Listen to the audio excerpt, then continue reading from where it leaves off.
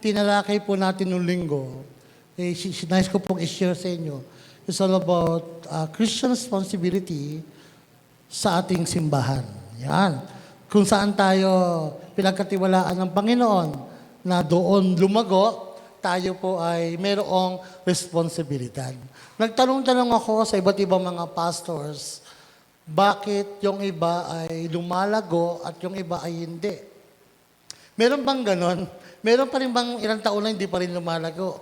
Ayan.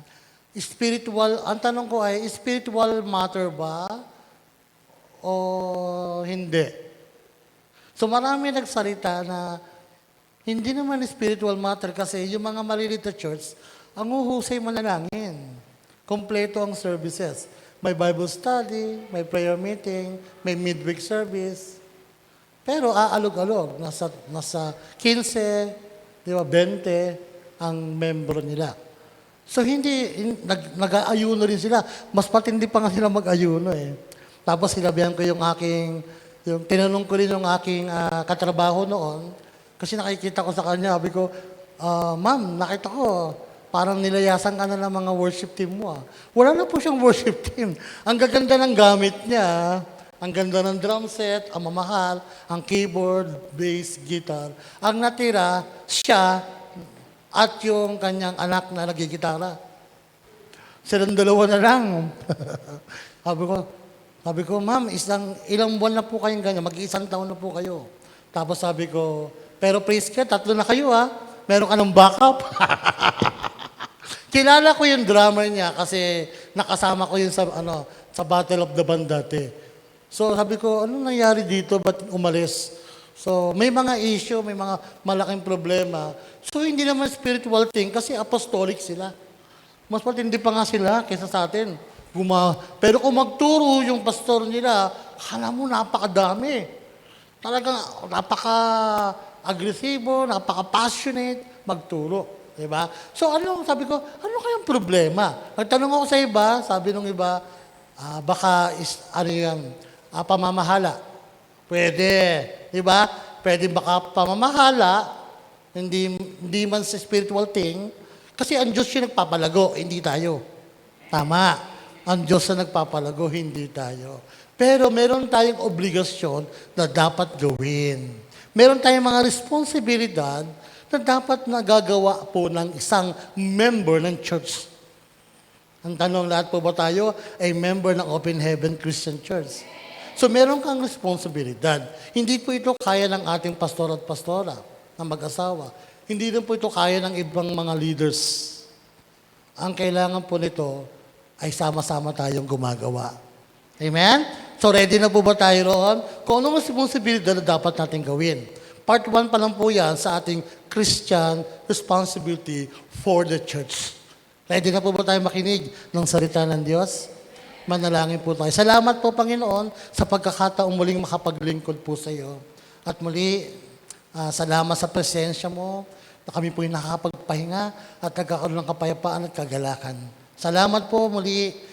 Ikaw po ang magturo po sa amin. Ikaw ang magbigay sa amin ng karunungan, kaalaman, pananampalataya. Ma-apply po ito sa buhay po namin. Salamat, Panginoon. I-guide niyo po ang aking mga sasabihin. Gamitin mo lamang po kung instrumento mo bilang tagapagsalita sa hapong ito. Sa pangalan ni Jesus, amen. Palakpan natin ang Panginoon. Praise the Lord. Okay, tingnan po natin ito. So, responsibility, ang ibig sabihin po niyan, accountability. So, accountable ka. Kami po, sa church natin, ay may sistema ang ginagalawan. So, nasa Vision 200 po kami ngayon. So, ninanais namin for 3 years, maging 200, hindi lang basta member. Pero, ang poproduce natin ay 30 leaders na mayroong 7 mga member sa cell group. So, may sistema. So, hindi man 12, pero sa 30 leaders, kaya sa anniversary po natin sa Open Heaven, linggo ng chapter, ito, pasensya na kayo kung nag-October din kami. Kasi mag-exam yung aming ibang mga nag-ano ng teacher. So, eksakto pa na katapusan pa ng September ang LET nila. So, na-adjust namin. Kasi sila rin yung may mga malalaking mga gaganapin. So, exam po nila yon. So, we pray na maka-graduate sila. So nakuha natin ang auditorium, Valenzuela, so bayad na po yan. Binayaran na po yan. Sabi ko sa kanila, kasi meron po tayong member doon sa City Hall nagtatrabaho, then sabi niya, Pastor, kailangan ng bayaran. Hindi pala pwede yung pagtapos babayaran. Hindi pala ganun. So, 2 buwan pa lang, dapat bayad na. So sabi ko, lahat ng mga leaders pumunta na rin, magbigay ng tig 1,000. 8,500 ang ano. Alam niyo naman, wala akong pera, kayo muna. Sabi ko, lahat sila nagpuntahan doon at nagbigay ng tig 1,000. Umabot ng 8 plus, kaya bayad na, 2 months pa lang, before ang ating anniversary, bayad na ang ating location. Palagpakan natin ng Panginoon, di ba? So, ang kapasidad doon ay 400, ang target ay 350. So, nasa nilalaman ng mga cell group ay nasa 200 na. So, konti na lang at mag-invite pa kami ng iba for family, pwede. No? Kaya, medyo malaki-laki ang gastusin kasi Jollibee din yung papakain natin.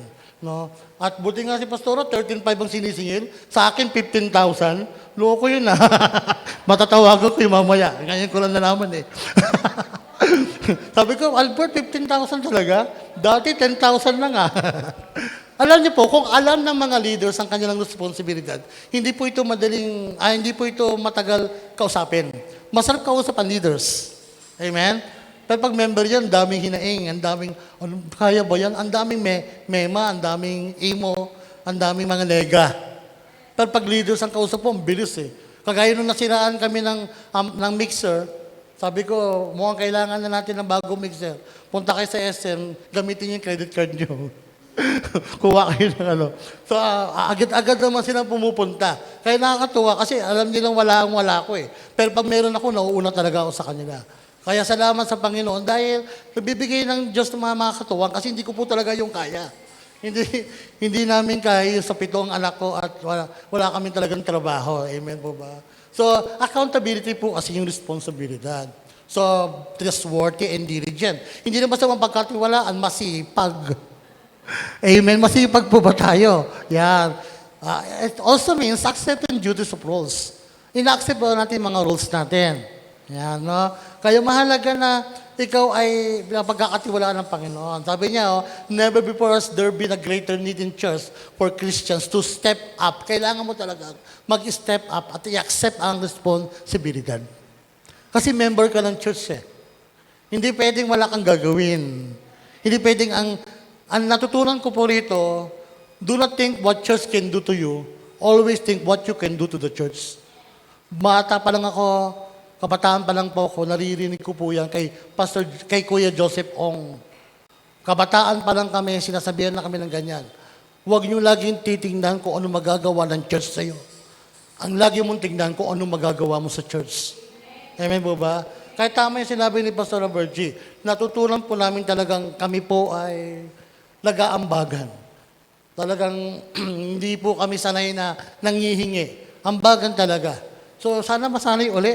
Ang sarap kaya nun na pinaghihirapan natin yung mga alagang-alaga natin. Joke lang. Di ba?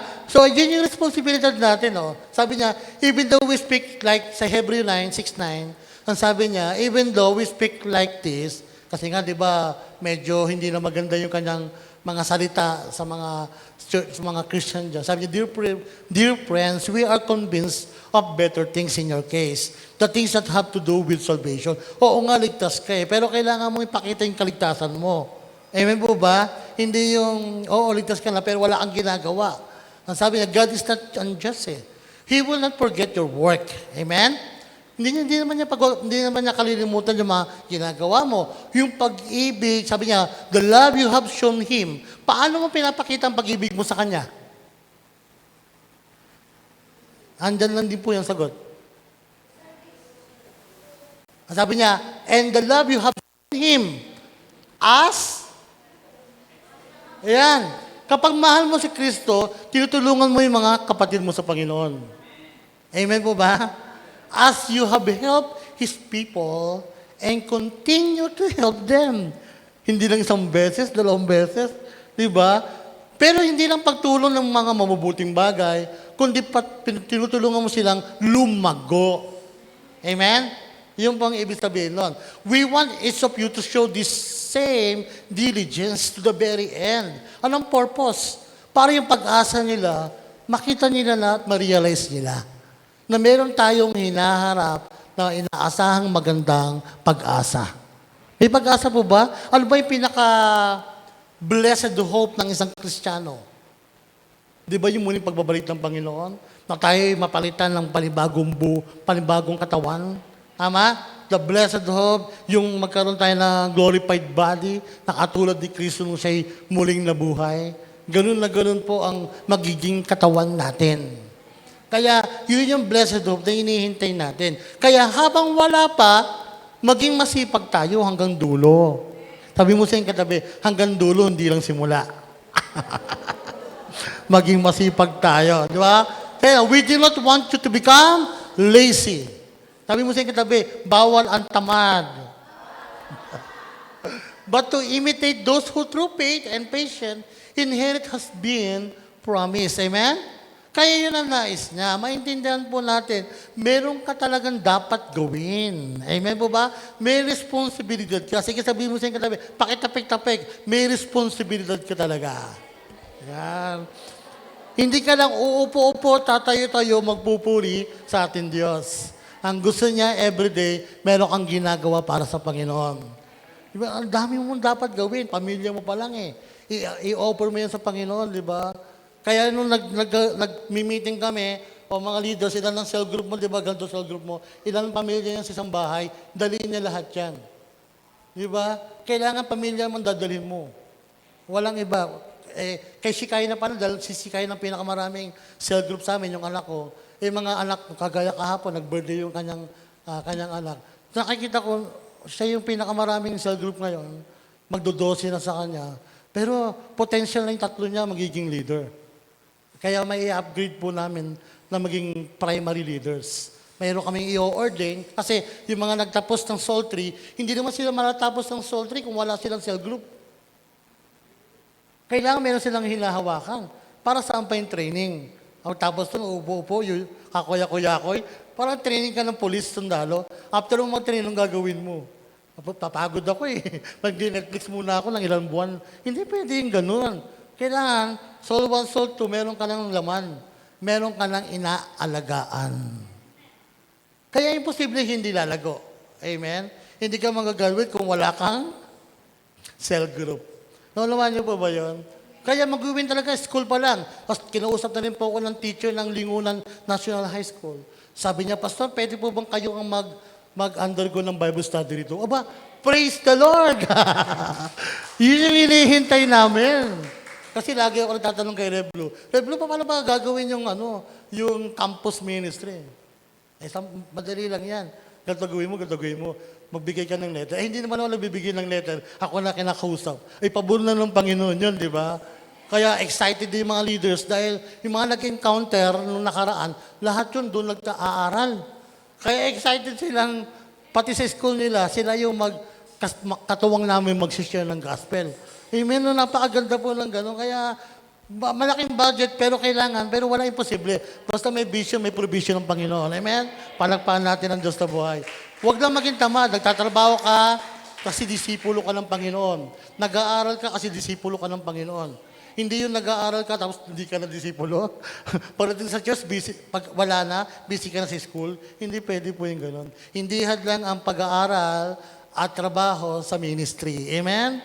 Kasi ang Diyos, ang pinipili niya, yung mga may trabaho talaga. Yung talagang hindi tambay. Ito tambay to Lord, kunin mo na, gawin mong disipulo. Hindi pwede. Lahat ng ginamit ng Panginoon, mga mangingis, lahat may trabaho, di ba? So tayo rin, naasahan ng Panginoon, kasi alam niya yung responsibilidad bilang isang disipulo. So ito yung mga responsibilidad na ginagawa ng isang Kristiyano sa loob ng church. Tanong, yan bang ginagawa natin? Number 1, it's our responsibility to belong a local church. Belong ka ba sa Open Heaven Christian Church? So kung belong ka, hindi ka patalong-talong kung saan pumupunta. Pag nasaktan ka, pupunta ka sa ibang church. Kailangan, sabi ko nga sa kanila, hindi pwedeng ilang linggo ka lang dito. Tapos pagka hindi mo na gusto yung turo, ilipat ka sa iba. Kailangan, walang Christian ganun lumalago. Tama po ba? Kailangan kung saan ka nilagay, doon ka. Tapos, doon mo makikita na ikaw ay sasaktan kasi pinalalago ka ng Panginoon. Hindi pwedeng love, love, love. Ang love talagang merong pagpalo. Amen po ba? Hindi pwedeng ina-appreciate mo lang lagi. Hindi pwedeng lagi mo binibebe. Kailangan talaga dinidisciple. Kaya nga lang, kailangan meron kang tinatawag na estratehiya kasi merong mga baguhan na hindi mo man kailangan pang bigwasan. Parang gano'n. Parang hindi pwedeng matigas ka agad, di ba? Alam naman lang po natin, matatagal na po tayo sa Christian life. Kaya meron po mga ganon. Kaya itong itong part 2 kasi, may ipapanood ako sa kanilang video. Yung ginawa ni Vice Ganda. Ang lupit ni Vice Ganda eh. Napaka-loko niya eh. Pati ba naman Diyos tinira niya. At dahil sa tomboy at binibigyan niya ng hustisya. Ang church ay para sa pag-ibig. Ang gagaling niya magsalita eh. Ang problema, twisted na yung Word of God. Wala naman siyang alam sa Word of God. Kaya responsibilidad po natin yun. Tama yung mga ganyan. Pag mali, tama. Isa siya sa mga responsibilidad na dapat natin tinatayuan. Kasi ang gagaling niya na magsalita, ang ganda pa ng platform nila. Ang dami nakakarinig. Tapos yun nandoon sa parang piling nila, aping-api sila dahil hindi sila tinatanggap ng church. So, may problema sa ganun. Kasama yon sa tinatawag na ano ba yung ginagawa ng Diyos doon. Kasi ako gaya niyan, meron tayong member doon na yung, di ba, patay na yung asawa niya. So nga lang, may napangasawa niya ngayon, na 10 taon ng hiwalay. Siyempre, hindi sila makakasal. Kaya pala hindi nag-church kasi nga, ganun. So, kailangan kong abutin. Kasi saan siya pupunta? Hindi naman siya nakapunta sa ibang church. Di ba?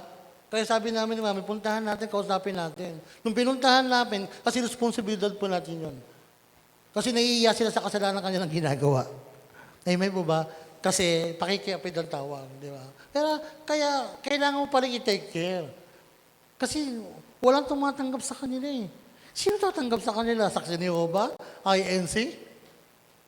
Mabuti pa sila kayang tumanggap, tayo hindi. Di ba?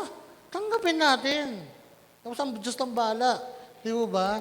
Yun po ang kailangan. May pupunta rin po sa amin, kala ko babae, lalaki pala. Nakadress, sabi ko after ng preaching, sir, tayo? Huddle tayo. Doon ka muna sa mga babae. Kala ko babae. Nung nagsalita, ako po si ganito. Ang hirap ng tingnan kung babae o lalaki ang mga tao. Ang mahalaga, tayo ay member ng church. Doon nagsisimula yun. Kasi hindi ka lalago kapag hindi ka nag-step up. Pag hindi ka sumasama sa mga paghahayo, sa mga ministry. Nagsimula naman tayo dyan eh. Kaya paano mo malaman meron kang gift sa ganito kung hindi ka sumasama at i-involve sa bawat ministry. So Christ built the church as His instrument for carrying out the Great Commission. Amen? Paano niya malalaman na meron siyang mission? Paano niya malalaman kung ang kanyang kaligtasan ay meron dapat gawin? Apo, nanay. At magiging pakialamero tayo nun eh. Hanggat hindi nila natatanggap ang salita ng Diyos. Pag natanggap ang salita ng Diyos, pumunta sila. Kasi hindi sila pupunta ng impyerno dahil makasalanan sila. Bakit sila pupunta ng impyerno? Hindi nila tinanggap si Kristo. Amen? Kasi alam ng Diyos makasalanan tayo. Kaya nga, nakahanda na't namatay na eh. Kaya tinuturo ni Pastora Virgie kanina, talagang hold fast na tayo. Kasi may confidence na tayong lumapit sa Panginoon. Di ba? Kasi naka-open na ang kaligtasan para sa lahat. Hindi mo na kailangan mag-alay pa. Kasi yung boldness doon, kasi nga takot eh. Takot ang mga tao pumunta sa Holy of Holies. Kasi mamamatay sila eh. Yun po ang konteksto noon. Tama? Kaya boldness, confidence. Kasi nga, banal ka na eh. Meron ka ng kakayanan na lumapit sa kabanal-banalan. Dati hindi. Pag high priest ka, kailangan i-consecrate mo yung sarili mo. Di ba? Kaya, lalayo ka sa pamilya mo, walang sex sa ilang linggo, tapos mag-aalay kayo ng dugo, ng hayop, di ba? Kaya takot sila noon. Kaya sinabi niya kanina, boldness, confidence. Kasi nga, malaya na tayo makakapasok sa kabanal-banalan Diyos. Ganoon din naman, walang kasalanan na hindi kayang patawarin ng Diyos. Sa morning devotion nga namin yung isang babaeng bago, pumunta ron, sabi niya, Pastor, mapapatawad pa ba ako ng Panginoon? Sabi ko, bakit? Nag-ingat bigla ako baka mamamatay tao to Sabi ko, bakit po ba gumanon agad ako Ano po bang ginawa ninyo? Katulad ka ba ni Pablo, pumatay ng mga Kristiyano? Ay, hindi naman po ko. Siya nga pinatawad, ikaw pala hindi. Hindi pa pala nakakapatay. Ano mang kasalanan, kayang patawarin ng Diyos. Basta ang buong puso kang lumapit sa Kanya. Yun po yan. Kaya yun ang gagawin po natin. Huwag natin ipamumukha sa kanila ang mga kasalanan nila. Alam na po nila yun. Saka na pag dinidisciple nila. Tama ba? Iba kasi ang pagtuturo sa discipleship sa winning soul. Nag-win ka pa lang, lahat ng mga nakasabi dyan, sumpayan. Mali na yun. Win-win mo pa lang Buti kung disciple mo na yan. Di ba? Dinidisciple mo na. Pwede ka na mangialam. Amen? Paano mo alaman pagka-disciple mo na yan? Sumusunod na yan sa'yo. Kung anong inuutos mo. Sinasabi niya, sige po, Pastor. Sige po, Dad. Di ba? Okay Ngayon may nakikita ka na. Nakita ko, meron kang boyfriend, girlfriend May mga gano'n, di ba? So, ako ba, tinuturing mong tatay? So, gusto ko lang i-guide. Amen? Alam niyo po yun? Hindi yung pupunta lang, may boyfriend ka, no? Bawal ka rito. Hindi pwede yung ganan. Naunawaan niyo po ba yun? Sa discipleship po yung ginagawa. Naunawaan niyo po yun? Responsibilidad ng isang Kristiyano, i-win sila after ng i-disciple. Okay. So, and I tell you that you are Peter. Yan, kay Peter ibinigay ang susi. Tama? Yung susi niyan na even ang mga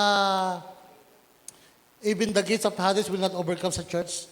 Diba kay Peter din ibinigay yung susi. Ang susi yun ng responsibilidad para tanggapin ang Jews and Gentiles para makabalik sa Panginoon. Ayan. Kaya siyang ginamit ng Diyos, diba? Na dumating ang mga Hentil. Ayan. Tanggapin pa rin para sa Panginoon dahil sila ay anak ng Diyos. Wala nang Hentil, wala nang Hudyo, lahat po tayo ay iisa na. Amen? Praise the Lord. Ang tanong dito ay, pwede bang masabing Kristiyano? Kasabi rito, si Dr. Grace Lee, tinanong siya, sabi niya, can I be a Christian without joining the church? Sabi niya, yes. It is as possible as being estudyante ka pero wala kang school. Soldier ka pero wala kang army. Citizen ka pero hindi ka nagbabayad ng mga taxes. Salesman ka pero wala kang customer. Ayan, ang dami niya, basahin niya yan. Anong ibig sabihin nun? Walang kwenta. Kristyano ka pero hindi ka gumagawa. Ganun ka rin. Para kang estudyanteng walang school. Naunawaan niyo po ba? So, ang ibig sabihin, hindi pwede. Amen? So, hindi ka pwedeng matawag na Christian, tapos wala kang church. Ano ka? All church? Saan ka na si church? All church, basta kung saan. Saan ako mapunta? Hindi po pwede yun. Amen? Kailangan meron ka talagang mag-aari ng buhay doon. Mag-commit. Amen? Kaya committed ba tayo sa Open Heaven? Christian Church? Parang dito na lang. Dito po ba? Amen. Palagpakan natin ang Panginoon. Sabi niya, He says, I will declare your name to my brothers and sisters. Saan? In the assembly. Sa church. Amen? Saan mo idideklara ang kabutihan ng Panginoon sa mga kapatiran? Sa church. Kaya mahalaga ba ang church? Yes. Kaya sinabi ni Pastora kanina, do not give up meetings together. Encourage one another. Diba? Hebrew 10:25. Mahalaga po yun na ikaw ay nagiging kagamit-gamit bilang encouragement sa lahat. Nakaka-encourage po ba tayo? Amen? Parang ayaw nyo sa muna. Parang, nakaka-encourage ba tayo sa bawat isa? Amen. Hallelujah. So, pangalawa is our responsibility to faithfully support the ministry of our local church. Kaya nung linggo, sabi ko sa kanila, Malapit na anniversary natin, nakikita niyo yung kaban ng ating church. Di ba? Negative. Tapos mababayaran pa natin, marami pa. Amen? So nakakatuwa, dahil lahat sila ay talagang nag-commit na magpipilit sila kahit magkano. Di ba? Mahalaga po yung ganun eh. Kasi ang mga leaders, meron na kaming designated kung magkano eh. Di ba? Talagang kahit yung anak ko, pledge niya yan. So, ibig sabihin, sa mga member, kailangan kasama silang sumusuport. Ang responsibilidad ng isang Kristiyano ay maging faithful na supporter ng church. Supporter po ba tayo ng church? Hallelujah. Amen? Isang beses lang po yung ating anniversary. Pagandahin na po natin. Kami rin po, mayroon din kaming damit, pare-pareho. Bawat cell group, lahat yan. So sabi ko, dapat lahat tayo may t-shirt. Amen po ba? So, kasi nga, minsan lang po yan sa isang taon. So, ibigay natin the best na ginawa ng Diyos. Kung Diyos ay mabuti at tapat, ipakita natin the best yung ating gagawin pasasalamat sa ating church na pinagkakatiwala sa atin ng Panginoon. So, ang sabi rito, bring the whole tithes. Magta-tithes po tayo. Amen? Ang tithes, hindi naman masyadong issue yan. Kasi ang tithes na ilagay lang dyan sa batas kasi naging kuripot at naging ang mga Kristiyano noon ay ang tawag doon, wala nang value yung kanilang ginagawa. Pagbibigay. Kasi kung babasahin niyo po yung Malakay, ang pinaka-title po niyan ay panunumbalik. Kaya paano po kami makakapanumbalik? Ayun sinabi niya, ibigay mo ang iyong tithes. Kasi nga, yung tithes nila, di na sila nagbibigay ng ikapo. Yung binibigay na nila, ibig sabihin kasi yung rob me, hindi talaga ninanakaw. Ibig sabihin nun, dinidevalue. Walang value yung binibigay nila. Mag-o-offer sila kasi storehouse yan eh. Ibig sabihin nun, mga grains, mga hayop na ibibigay. Diba? Pero yung binibigay nila mga hayop, mga pingkaw na, mga bulag, mga... Diba? Ganun na, wala nang halaga, wala nang value. So, wala nang halaga pagpunta ng church. Hindi kagaya ng may tithes ka, Lunes, Martes, Miyerkules, tinatabi mo na agad. Alam mo na yung tithes mo. Di ba? So, nakakatuwa dahil kahit tulad ni Jesus Christ, talagang sinira niya yung mga nagbebenta doon sa templo ng mga hayop. Di ba? Pinaghagis niya. Kasi nga, hindi na sila nagpupunta ng church at mag-o-offer ng maayos. Bibili na lang doon ng kalapate, bibili na lang doon ng hayop na bulag, di ba? Walang halaga. Kaya di ba nagalit si Jesus Christ at tinapon yung mga binibenta nila. Ganon din naman. Ang nais ng Panginoon, yan na naman yung utos na may testing. Test me. Kaya nga tithes is all about test. Ang ibig sabihin nun. Testing. Kaya testing yan. 10 pa lang yan, ha? Kung si yung pandak, ano pangalan nun? Sino yung pandak na, sa Bible? Sakeyo. Sakeyo nga, 90% binigay. Sa biyaya ng Panginoon, diba? Tinanggap niya yung kaligtasan. Sabi niya, kung meron man akong, ibabalik ko po yung kalahati ng aking kayamanan. At kung may madaya man ako, ika-4 na beses kong ibabalik. So, 50 plus 40, 90. Magkano na tira sa kanya? 10. O, di ba? Kapag ikaw talaga ay tumanggap ng biyaya, baliktad mangyayari sa'yo. 90/10. Palagpakan natin ang Panginoon. Yan ang biyaya ng Diyos, di ba? Hindi issue yung malaki. Kasi mahal mo eh. Ang sarap mo magbigay kasi gustong-gusto mo, mahal mo. Amen? Kaya remember this. Sa 2 Corinthians chapter 9, ang konteksto po niyan ay sacrificial giving. Hindi po yan tithes. Sacrificial giving po yan. Tama po ba? Kasi nga, ang mga Kristiyano dyan, naghihirap. Pero, ang sabi ng mga Kristiyano dyan, pwede bang magbigay, tumulong pa rin. Di ba? O imagine mo, remember this, itinuring sa farmer.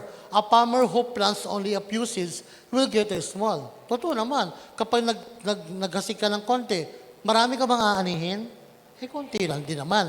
Kasi konti yung binigay mo. So kapag generously, malaki ang maaani. Yes. Yan ang principle po yan ng Bible. So hindi po yan mababaliktad ni naman. Ang Diyos pag nagbigay, sobra-sobra sa atin. Kaya mas giver ang Diyos kesa sa atin. At siya rin naman talaga ang nagbibigay ng ating ibibigay, itatanim. Amen? Siya rin yung magbibigay sa atin ng seed. So galing ba lahat sa Kanya? Di ba? Tayo, tagapamahala lang. Dapat magpagkatiwalaan po tayo. Sabi niya, ito yung gusto niya, you must each decide in your heart. So mag-decide ka na, Lunes, Martes, Miyerkules, Huwebes, Biyernes. Nag-decide ka na roon, tinatabi mo na yung mga tithes mo. Kung nagtatrabaho ka, alam mo na yung kinsinas katapusan. Di ba? Ganoon na naman yan. Tinatabi mo na yung para sa Panginoon. Ibig sabihin nun, inuuna mo talaga siya. Di ba? Kaya sabi niya, makapag-decide ka, hindi yung pagpunta mo sa church, 2 packet mo, dito malaki, dito maliit. Pag natuwa ka sa nagtuturo, malaki na, blessed ako eh. Pag hindi, dito ka. Nagkamali ka. May naalala ko. Nagkamali. Pwede bang papalitan ko muna yan? Nagkamali ako. Pero sobra-sobra pagpapala ngayon sa Kanya. Amen? Palapalan natin ang alam mo na, decide mo na yun. Hindi yung nasa church ka, saka ka magde-decide. Before ka pumunta sa church, nakapag-decide ka na. Kaya kumukuha ka na agad doon, di ba? Kasi alam mo na, bago ka umupo, alam mo na, meron ka nang ibibigay. Hindi yung, ako lang, kung mabibless ako sa tuturo niya. Pag hindi, malit ka lang. Hindi po ganon. Amen? Responsibilidad po natin magbigay para sa Panginoon. Amen? Sabi mo sa inyo kitabi, responsibilidad natin yon. Praise the Lord. Ayan o, sabi niya, and don't give reluctantly or in response to pressure. Nape-pressure ka na, ano ba to? Kinukumbik yata ko, hindi. For God loves a person who gives. Diba? Gustong-gusto niya yan. Wala nang issue sa Panginoon kung gano'ng kalito kalaki. Yung nasa puso mo nakikita niya. Kaya kung masaya ka talagang ibibigay mo masaya. Nakangiti pa kahit nakaganyan yan. No? Amen? Praise the Lord. Kaya masaya dahil ngayon, 3 na sila. 3 na sila sa papel. And God, ito ang purpose niya. And God will generously provide all you need. Kapag napagkatiwalaan ka talaga sa maliit, pagkakatiwalaan ka ng Diyos sa malaki. Anong result? Then you will always have everything. Kayang ibigay ba ng Diyos generously sa atin? Kasi ito yung result, kapag ikaw ay nagbigay, ibibigay niya generously. Then, ano mangyayari? You will always have everything you need. May plus pa and plenty left. May matitira pa. Hindi lang basta na left, na konti, plenty left. Para saan yung plenty left? To share. You see? Palakpakan natin ang Panginoon. That is the blessedness of giving. Kaya napakasarap na ikaw yung nagbibigay, ano? Pangarap ko rin po talaga yan. Mangyayari yan, amen? Kasi gusto mong plenty left pa eh. Hindi yung kasya lang. Meron ka na everything you need, yung plenty left, sobra, kailangan mong i-share sa iba. Dahil hindi ka timba, sahod na ng sahod ng biyaya. Ikaw ay alulod. Daluyan ang pagpapala. Palakpakan natin ang Diyos. It's our responsibility to give generously sa church na pinaglilingkuran natin at sa ating mga leaders and pastors. Amen? Praise the Lord. You should give as we would receive. Tama? Cheerfully, quickly, without hesitation, for there is no grace in a benefit that sticks of the finger. Gusto mo na, bibilang mo lang yung biyaya mo. Maganda yun ba yung sobra-sobra? Kasi nga, alam mo saan mo gagamitin. Kaya, ang tanong, kaya ka bang paunlarin ng Diyos? Amen. Ang tanong, mapagkakatiwalaan ba tayo? Yun po yun. Kasi kung mapagkakatiwalaan nga tayo, ibibigay ng Diyos. Yun kasi ang purpose nun eh. Last 2, ang responsibility not only faithfully support, but faithfully work. Gumagawa ka. Hindi pwede yung, nag-text na ako, kayo na humayo. Hindi pwede ganon. Hindi yung ang responsibility mo magbigay lang, tapos hindi ka nagsishare. Wala pong ganon. Lahat tayo, ang responsibility natin is to testify about Christ. Amen? Within the organization of our local church, to work. Hindi lang basta rito, mag-work, maglinis, mag-ayos, magkutikot. Kailangan din gawin natin ang vision at mission ng ating Panginoon. Sabi niya, that is why the scripture says, when He ascended to the heights and He led a crowd of captives, He gave gifts to His people. Nagbigay ba ng regalo si Kristo sa mga tao sa church? Sa Efeso at sa atin? Yes. Kapag nilaktawan mo yan ng 10 and 11, doon mo makikita yung regalo ng Diyos. Gusto niyo makita ang regalo ng Diyos? Excited ba kayo sa regalo ng Diyos sa church? Pakibasa nga ang regalo ng Diyos sa church. Now, these are the gifts Christ gave to the church. Sino?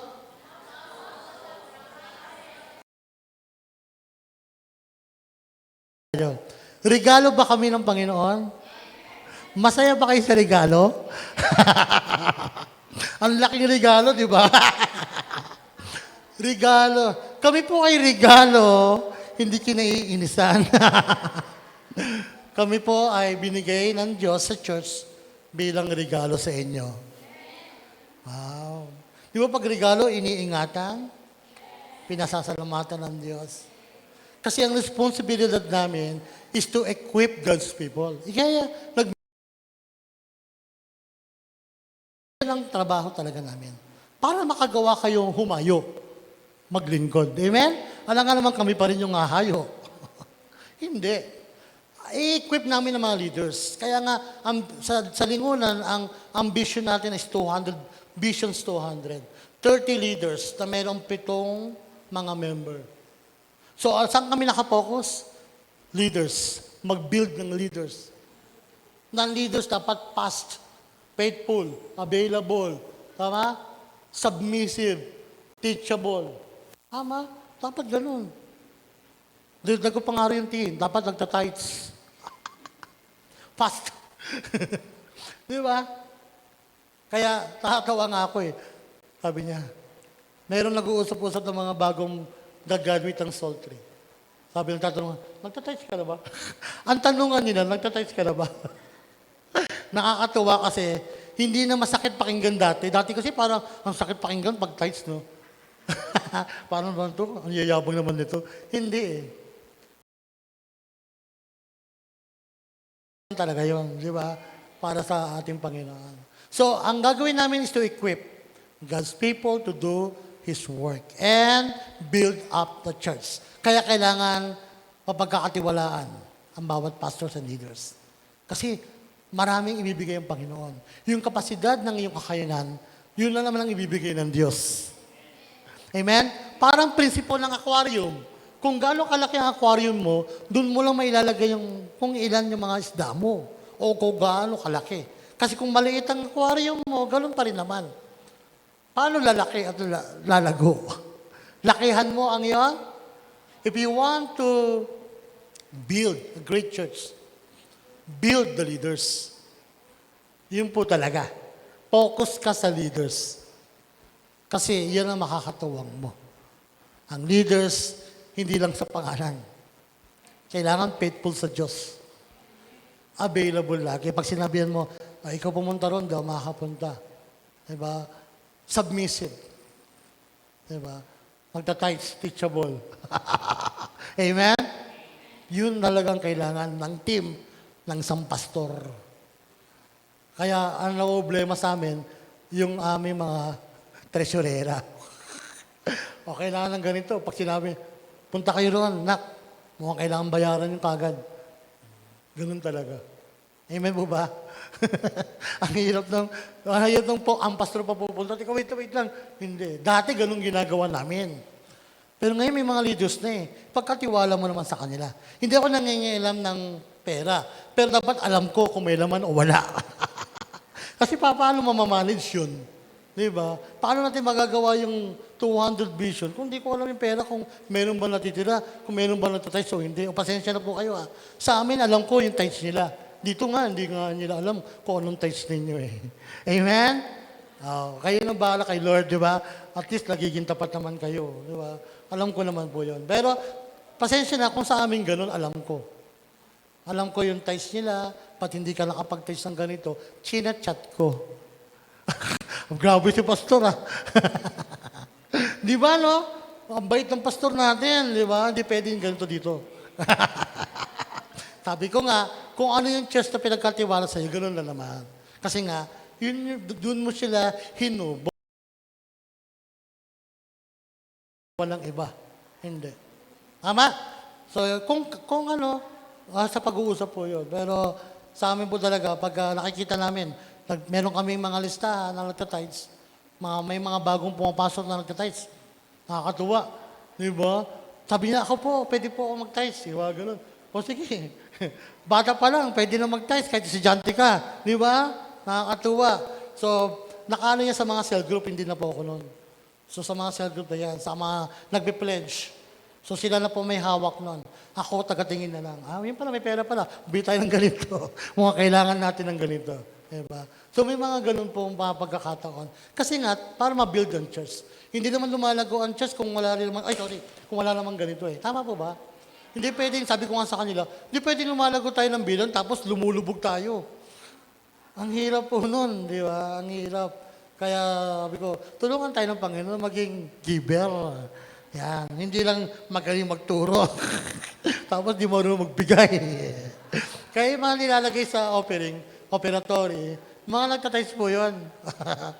Sabi, matindi kasi yung tagagawa ko ng ng mga program eh. Sabi niya, ay wag yan, di mo magtatides yan eh. Sabi ni Blessy, hindi ko magtatides yan, ba't yan mag-pray? Sabi, tatay-tahimik si Blessy, pero matindi pala si Blessy. Di ba? Kaya, yan. So, lahat po tayo, ang purpose of the church is to glorify God. Amen? Making disciples who worship and obediently serve Christ. So, ganun po. Talagang meron kang responsibilidad sa church na dapat nating gampanan. Hindi ka lang basta member at uupo po dyan at naghihintay na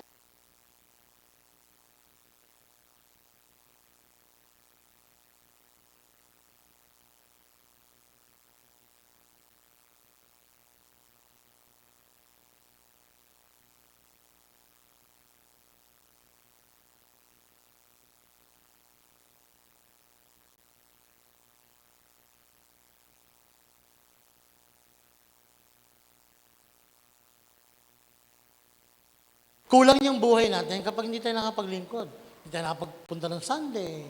Diba? Kasi way na ng buhay natin, kasama talaga sa lifestyle ng buhay natin ang paglilingkod. Kaya very fulfilling yan. Lalo na pag nakikita mo na yung mga hinahawakan mo, ginagamit na ng Panginoon.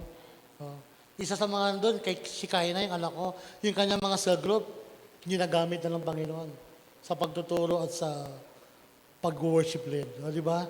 Kaya yung papel, tatanggal ko na ng worship leader eh. Yung mga matagal na, si Rochelle, si Tina, tinanggal ko na sa worship lead. Mag-focus kayo magturo. Di ba? Ayan. So, one day, sabi niya, one day in your house of God is, diba? One day in your temple is better than 1,000 anywhere. Tama po ba? Mas masarap pa sa presensya ng Panginoon? Amen. Okay, so the success of ministry at any church depends on every member discovering and using their unique gifts. Yan.